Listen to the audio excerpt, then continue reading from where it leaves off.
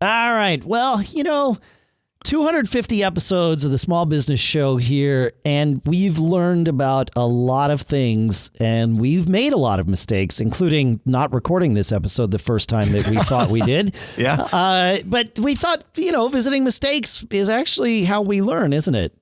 It is. It's kind of like I call them tuition as well, right? Because they cost you something, either in time, often money, often lots of money. Yeah. But you learn tremendous lessons that I think help you become a better business person as well as just a better person.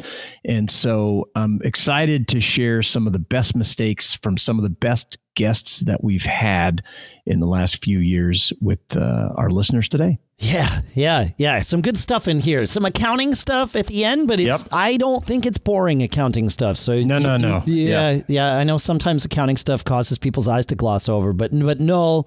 And the beginning is, we've got some partnership stuff and ways to not throw money away. So yeah, I think it's good. It's good stuff, man. All right. Me too. Yeah. Well, he is Shannon Jean. I'm Dave Hamilton. This is the Small Business Show.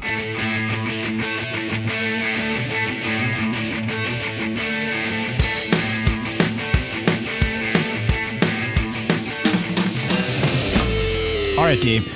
So let's jump into these mistakes. This is going to be a great show because as I was prepping all this, I kept laughing, going, "Oh, I've made this mistake. Yeah, this was a really good one." So up first is Tyler Merritt from Field Harmony, and I call this the "I thought other people would think like me" mistake. So let's hear it. Here we go. The biggest mistake, I think, is I was naive to believe other people are me. They think like me. They see the world like me. And I really thought this particularly about my partner. I love him. He is a brother to me. We've been fast friends for many years. And we're not the kind of people that's going to let a business break us. I would walk away from it if it would cost me my friendship, because he's more important to me as a friend. But because we're so close, I thought he could naturally get inside my head and just see the world the way I see the world. And, even after over a decade of friendship, we're different people, and I think every business owner needs to know that the other things are driving the people that you're working with and the customers that come and find and use your service or do business with you. And you have to suspend what you want and really get inside their head. What does he want? How do I motivate this person to either, pay me money for my service or to keep working hard when there is no money, building this business. And for a long time, I just kept saying, come on, man, you can do this. It's so easy. It's so obvious. And he was just like, you're a sucky teacher. I was like, I'm not a teacher. I'm building a company. I'm not, it's a different job. So anyway. I am a sucky teacher, Shannon. I definitely have lived this. I live this all the time. And the first place where I noticed this and actually corrected for it after a while was with my employees, assuming that they wanted the same thing that I would want if I were in their shoes. Right. And I'm not in their shoes. Because you're not an employee, right? Correct. I am intentionally not in those shoes. In fact, if I felt comfort in those shoes, I would stay there. And I don't say that to disparage anyone that wants to be an employee. Like, it all works. But that's the thing, is it took me a long time to be like, that I should be okay with this. What they want is different than what I want. And I failed spectacularly with employees that I just assumed wanted what I would have wanted. But I find this all the time. I'm in the middle of I'll call it a project with my extended family. There's a lot of things that were going on that we're all sort of working on together. And other things that are driving other people like that. Boy, did that resonate with me when he said that here. Yeah, I heard you gasp. If you go back and listen to that, one of the favorite things when I listened to this clip to include it on the show was as soon as he said that, you went like, oh, that's me, that kind of thing. And I thought that's good. And that's a common thread when you hear these mistakes, is you and I both going, oh, totally. I totally do this. And especially this one. And I thought it was good to start the show with, because from a serial entrepreneur or business owner perspective, it's hard to imagine people, oh, why wouldn't you think like me? Or, why wouldn't you want this change that I love? Or I don't understand how your comfort level with this type of risk isn't the same as me, especially to your point with employees. And I went through a period where, and I didn't really know it, but I was really kind of scaring the heck out of some of our employees because I would say things like, hey, all right, so you got this new job. As soon as you can, you need to start thinking, who would you train to take your job? How would you replace yourself? And from my perspective, well, once you replace yourself, it frees you up to do something else, right? And to move up in the organization. And even though I would explain it like that, you could kind of see the look on their face, be like, "Oh, am I already getting replaced?" Am I fired? My job, is my job in jeopardy? And I wanted it to have the exact opposite impact and effect, in the sense that, hey, this is a unique place to work, and we give you all kinds of autonomy, and no one's really going to tell you what to do once you figure it out. And it took me a long time to have it, and I actually had to have someone point it out to me. It's like, hey, you can't do that because you're really yanking people around, and it doesn't make them excited and motivated. It dislodges them, right? Yeah. And you don't want that. And I think especially, we've talked about this a number of times on the show, there are people that often want to be partners with you, or maybe you want to be partners with them, but there are tells, certain little indicators that you need to keep an eye out for, that person may be a better employee than a partner with you. Right? That's a lesson I would love to go back and tell myself, 30 years ago or whatever. I failed at this, especially in the early days when I didn't, if I didn't have the capital, you come into a business, sometimes you come in and it's like, well, nobody's investing any capital because nobody has any. And but you've got somebody that can do the work that you need done. So I would make them a partner, be like, all right, man, and I'd convince them to be a business partner, and they would be excited. They would tell me they were my partner. They would believe it. There was no malice or anything involved in this. Right. And then, 5 months or sometimes 5 years down the road, you look and you're like, why am I having so much friction with this person? Why are they acting like an employee? Aren't they my partner? No, that was my idea, not theirs. They're my employee that I've paid with equity in the company. And I've bought some of those people out over the years. And that's, what else are you going to do at that point? You've given them a stake in the company. Sure. They did the work, presumably in the beginning, for no pay, because that's why you paid. That's why you were partners, right? Everybody. And, but invariably it runs into that. Yeah. Yeah. It's something to really be aware of, and come up with your own kind of, checklist of, okay, does this person meet these partner type? You shouldn't have to tell them what to do, right? You should be dividing up duties. Hey, this is how we launch this, whether we're launching a new company or a new product. But if you see yourself telling them over and over, hey, this is what we should do, this is how we should do it, this is the person you should contact, that person's working for you. Maybe the other way around. I had a senior partner in that this person had a larger stake in the business than me. And at one point, several of us were saying to this person, like, hey, you're not carrying your weight in terms of the workload here. And the response that we got back was, well, no one has told me what to do. I don't get why you're so upset. It's like, right. I understand now. Yes. You just made your point. Yeah. You just made our point, but you don't understand that you made our point. That you made our point times two. We have a much bigger problem, because now we have to show you this new way of looking at things, and you're already on the defensive. That's not good. Like, oh crap. That's right. Yeah. Yep. That's good. It happens. Yeah. So thanks for that one, Tyler. So up next is Sara Beznicki with a company. They're jewelry designers and manufacturers. They're in Manhattan in New York City. And I love this one because I'm in there, again, something that I've done a lot. I call it the don't panic and throw money at things you believe are going to quickly accelerate your business to another level. So let's hear it. All right, here we go. I think when you start a company, you go through this panic mode when you're not getting customers. Panic? What? Like you're just like, oh my God, what can I do? And then you start throwing money at these weird places.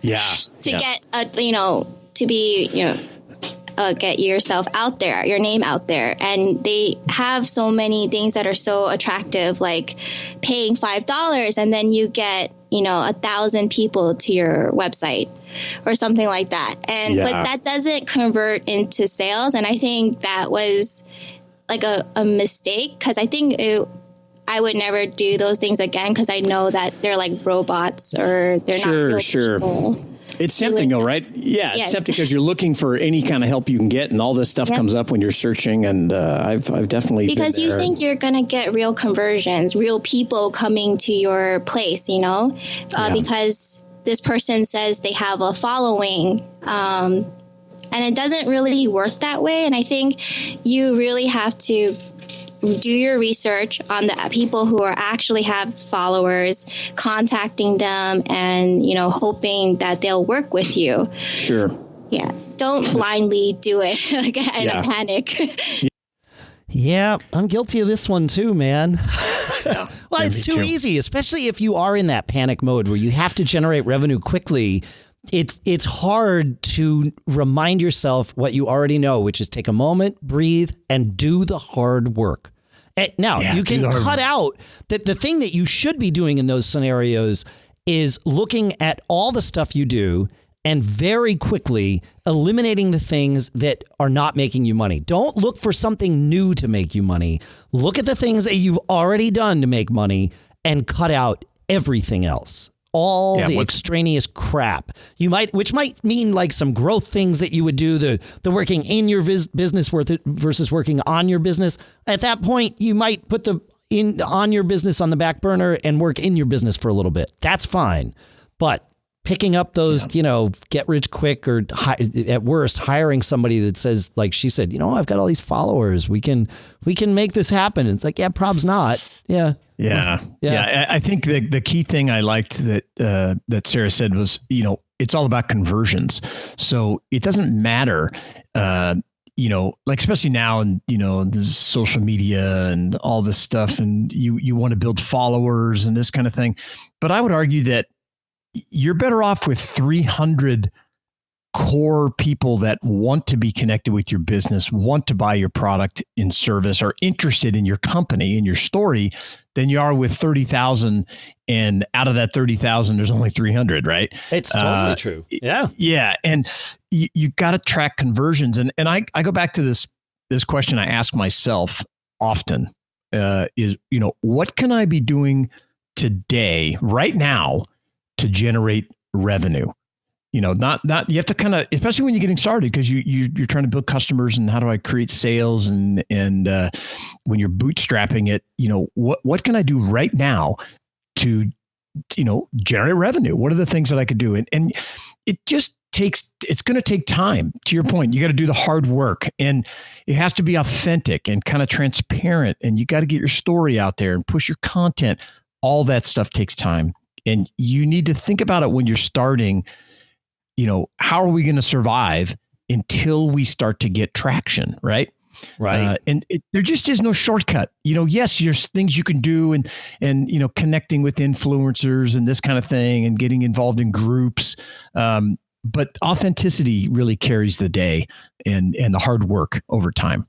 So it is. It's advice. Hard work is easy to do. I mean, because you don't but have it's to slow, wonder. Dave. It's slow. Oh, I know. But it's not that slow. I understand. That's the thing I have to tell myself is like, okay, let's go do the hard work. And then, you get finished with it. And sometimes the hard work is something that you can actually get done in a day, but you've just been procrastinating. And sometimes it takes weeks or longer. But things always take less time and effort than I tell myself they will take before I start them. I definitely suffer from, the procrastination temptation. But so it's just like, well, just get it done. it's easier that way. And I've learned, I've hacked my brain to know that I'm less stressed once I start a project than I am, before I start it. And so it's just like, okay, well, I know how to relieve my stress. I'll just start doing it. That's it. Yeah. Action, right? Action. And getting, yeah. And then, Sarah's thing, following the data, not your emotions, not letting your emotions get out in front of you we have to do this. We got to do, it's like, well, what's working? Yeah. Well, how did you get your first 10 sales? How did you get your first 50 sales? Where did they come from? Well, what kind of customer? Really looking at the data and the demographic and then thinking, go do it. Yeah. Yeah. And do it. Right. Yeah. So it's good stuff. It is. Yeah. So I want to take a minute. Speaking of conversions, absolutely. I want to talk about our two sponsors here. Yeah. Our first sponsor for today is Linode. With your business, one mistake you don't want to make is not having a server when you need one. This is an easy problem to solve, and it's inexpensive too. The way Linode has put together their infrastructure, everything that you get there runs on these super fast SSDs, not hard drives, but these SSDs, the things that we now have in our laptops and even our desktop computers, the things that make them run so much faster. It's replacing the hard disks with SSDs. No problem. They've done it on everything, 100% of their infrastructure, which means that even their Linode server, which will run you just $5 a month, runs on SSDs. And then, of course, you can scale up CPUs and things like that and storage space and all of that. But so much of what you need is just, I need a server that's always on over there in the cloud. That's where you can start with Linode, and they can take you all the way up to dedicated boxes and everything. And it's easy to use. You don't have to use the command line. Their cloud manager interface is fantastic. And I've got a $20 credit for you. So go to linode.com/SBS and then use code SBS2019. You get a $20 credit. And that way you can have that Linode server for 4 months, because it's 5 and 4 is 20. And it's just yours because you're a listener here. Our thanks to Linode for sponsoring this episode.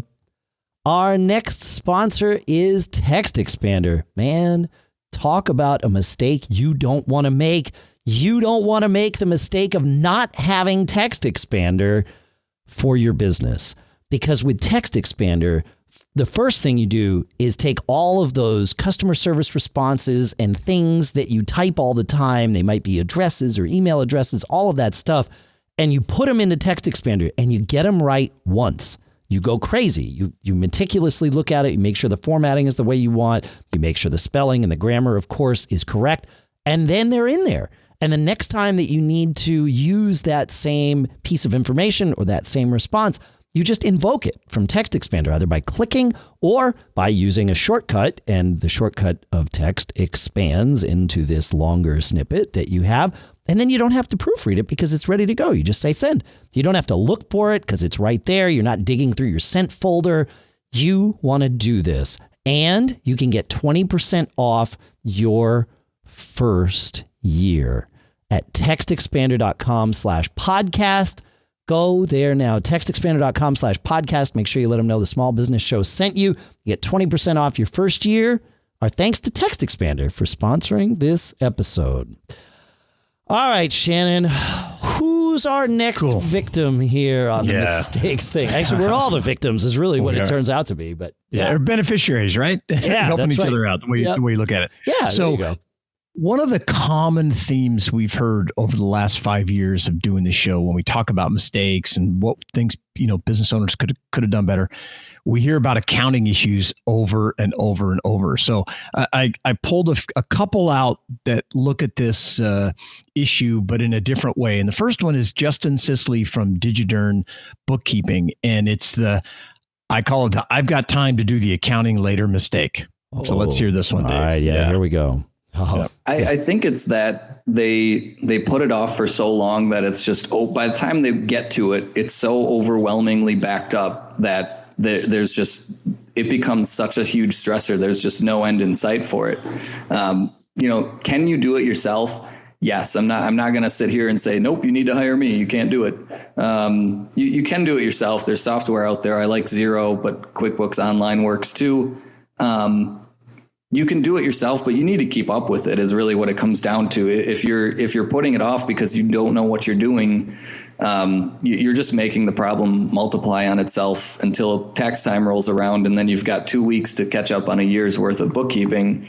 It's not going to be fun for you. So yeah, the biggest thing is just getting going. Take the time up front to just figure out how the software works.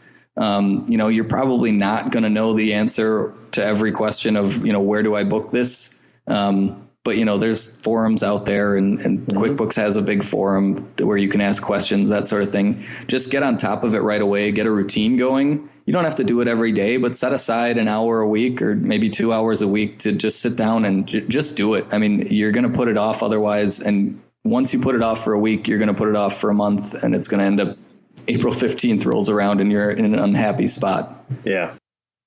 Yep.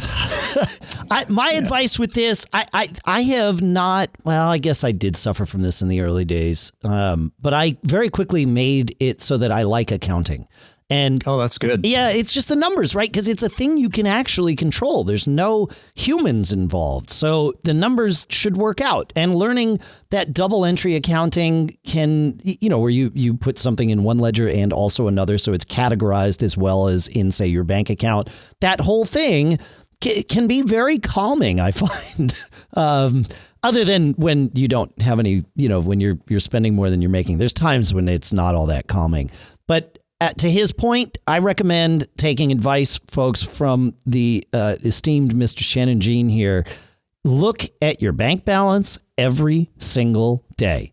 And you can do that if your accounting software links with your bank. Do it from inside your accounting software.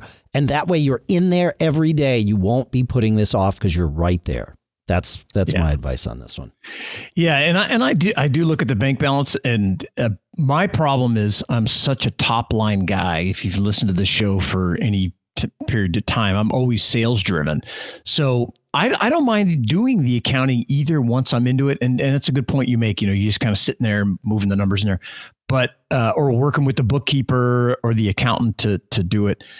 What really causes problems for me is I don't like to give up the time to do it because I'm always so focused on, okay, how do I drive sales? How do I drive this? How do I do that? And stopping to track everything that I've already done, it drives me crazy. And it constantly causes me problems, but if you can't do it, get with a good bookkeeper that can keep track of those results for you, or have an employee do it, or, something along those lines, because it quickly turns into a monster, right? Oh yeah. And you, to your detriment, right? Because you can't remember everything. And even though if you think you're keeping track of things, if you're not getting it into your accounting system, you're missing things. You're missing things that you can write off, that your expenses that you're not tracking correctly. And I would argue that it hurts you more often than not, because, there's a ton of things you can be writing off, tracking, enriching your life without having to take income that's very expensive tax-wise. Get with a good bookkeeper if you don't want to do it. They're not very expensive. They'll pay for themselves in the long run. Oh, very quickly. Yeah. Right. Yeah. And get with a good accountant that can then take all that data and then also look at your overall picture and say, hey, this is what I would do. This is the mistakes we made last year, so we should do. So, Justin is absolutely correct. And what I like about it, is that, he's a bookkeeping company for small businesses, but he also recommends, hey, if you don't want to hire somebody, go do it yourself and get QuickBooks and stuff. But get it done one way or another. That's right. Get it done. I will share a piece of advice that my father-in-law gave me years and years ago. And he's got the Midas touch. This guy, whenever he knows how to make businesses run very, very smoothly. But it doesn't matter how big the business is. He never changes one policy, and that is manage to cash flow first. Don't get lost in your profits. Your P&Ls are fine, and they are valuable things to have, but only look at cash flow first. I do not let myself launch the P&L report in my accounting software until I've looked at the cash flow. It is there is a path, and it forces me to see where the cash is and where it's going. And when I have not done that, I've been caught by surprise, and it's not a good surprise to have necessarily. It's nice when you find you've got extra cash. Don't get me wrong. That's not usually what happens. So right. It's the other way. It's the other way. Yeah. So because this is such an important topic, we've got a second mistake and it's a little different point on it. This is Bob Grewal from Seapoint Business Advisors. And Bob, I've met Bob when we were doing some negotiations with one of our business, and he helps people sell their companies. So his take on it, I call it the, keep your books clean mistake. And let's hear what Bob has to say about this. All right, take it away, Bob. Yeah. So for small business owner, what do you think the biggest misconception is when they start thinking about selling their company? Is there a something that you kind of hear over and over again, or something commonality in the thought process that's not correct? About a misconception. I think sometimes when sellers are on the inside running their business, they forget that somebody on the outside looking in, or even if it's a different company, they're not going to have the same comfort level that the seller has today. So, maybe they don't realize the importance of having really good books and records, and having really good profit and loss and balance sheets, and showing them in such a clean way that anyone that's looking at them will clearly see how much profit the business generates. So sometimes they run it in such a casual way. They think, oh, this is so easy. Somebody else is just going to be able to come in and just be just as comfortable and be as successful as me, when they really won't. Because, for example, there's probably no operations manual.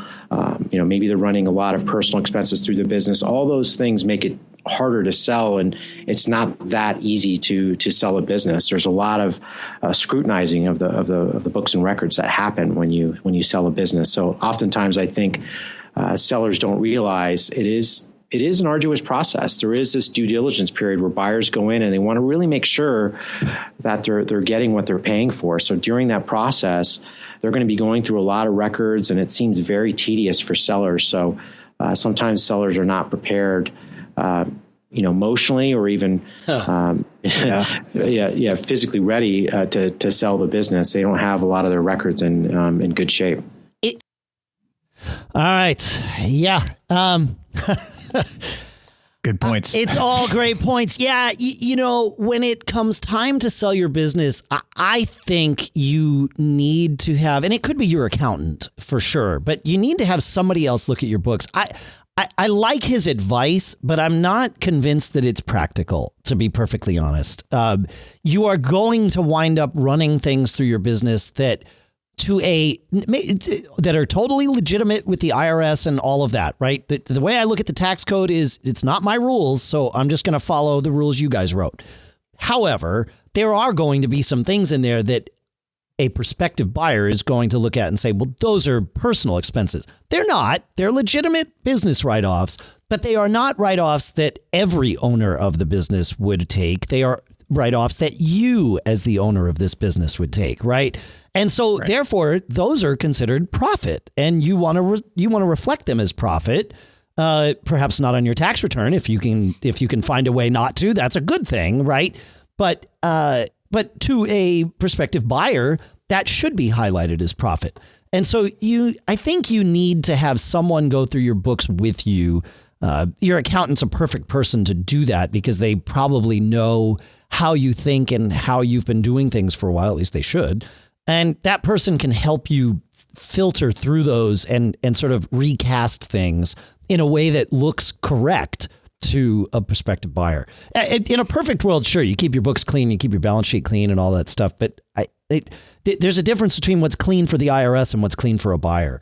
And sure. I think those are two different things. From my experience. Yeah. Yeah, they are. And I, after talking with Bob and learning about the process that he goes through, that's a big part of what, a business broker or an advisor helps you with is restating those financials. And so I think it comes down to just kind of keeping things up to date more than anything else. If you get approached by someone that wants to buy your company, and I've had this happen, and you don't have, and your books are, months and months behind, it's going to take you a long time to get up to date enough to where they could actually look in and get a clear financial picture of how your business is doing. Yeah, that's different. You definitely want to keep things up to date at all times. It's just the recasting of them. But that's the thing, is they need to be fully up to date before you can start the recasting. Before you can restate them. Yeah, that's right. Yeah, because you and buyers understand this, right? Especially sophisticated buyers. They know, okay, well, what do we got? No, you've got these company vehicles that we're not going to need, and we're going to. But those things help you because most purchases are multiples of something, right? Typically earnings and that kind of thing. So if you are restating or recasting your financials to present to someone else, well, you're going to look better because you've pulled out what I call lifestyle expenses, right? Which are perfectly legal, to your point. Yep. But I'm a huge fan of, like George Washington. He didn't want a salary. He just wanted an unlimited expense account, right? That's a big benefit because it's pre-tax benefit, right? Your travel, your vehicles, your whatever, however your accountant advises you that you can run through your business. That stuff needs to be restated so the buyers know what's going on. So I think the main point I was trying to make on this one was keeping things up to date, not just because it keeps your business healthy, but you never know when someone's going to approach you and say, hey, I want to buy your company. And the sooner you can respond, that strike while the iron's hot. Yeah. You don't want to have to go, hey, I'm going to need a few months to go through all my financials and this. It changes. Time kills all deals. Yeah. As you and I have proven to one another many times. Yes. It's happened to us. So, that's where I think, keeping things up to date as much as you can and be ready for when these things happen, is the way to go. But I think you're a valid point, Dave. You're not going to keep everything perfect at all times. You can't do it. You will be an accountant, right? Well, and you'll keep two sets of books is what you will. You keep and not in the, back room kind of way, just the way that it has to be. Because if you aren't taking advantage of all of the things that the tax code allows you to, you are literally giving away your profits. You are. And there's no reason to do that. Look, if someone comes in to buy your business and sees that you're not taking advantage of some of the perhaps more obvious things, they might question, okay, that might actually be a red flag for them. What are you doing here? Is this business really something we want to get involved in, or has this not been run well? Although that could be, it could go both ways, but take advantage of it. But it is. Yeah. So the accounting stuff is real important. That's why we had, two guests on here today that were talking about this. And, I really like listening to these comments and, we call them mistakes, but they're really, learning experiences and advice. Right. And I've got a few more that I think are really worth listening to. And what I'd like to do is bump those into a part 2 episode that we can run during the Thanksgiving break. That's coming up next week. What do you think, like Dave? It, man. Yeah, absolutely. I think that's that great. Works for me. Yeah. And so we'll come back to you. The next episode, we'll have a few more of these, some of which, and one in particular, has stuck with me for years and really goes to the heart of many, many mistakes that we make that I think you will really benefit from hearing. Oh, well, now I can't wait to listen to next week's episodes. And I get to hear it before everybody else. So let's do it. All right, folks, thanks so much for listening. Feedback at businessshow.co. Share your thoughts on these mistakes with us. Visit our sponsors, linode.com/SBS. Of course, TextExpander.com/podcast. Keep living that charmed life, and we'll see you next week.